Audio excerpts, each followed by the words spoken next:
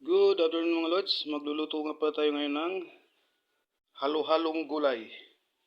Meron tayong malunggay, talbos ng sitaw, laman ng gabi, bulaklak ng kalabasa, talbos ng kalabasa, at ito yung ating ricado.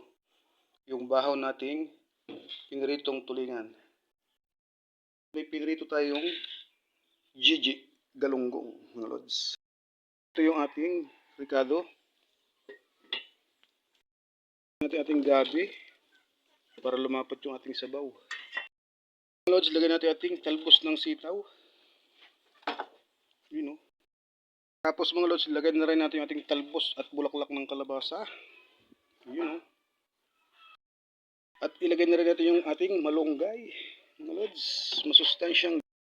So yun mga lods, luto na yung ating isang gulay. Halo-halo. Kain tayo mga lods.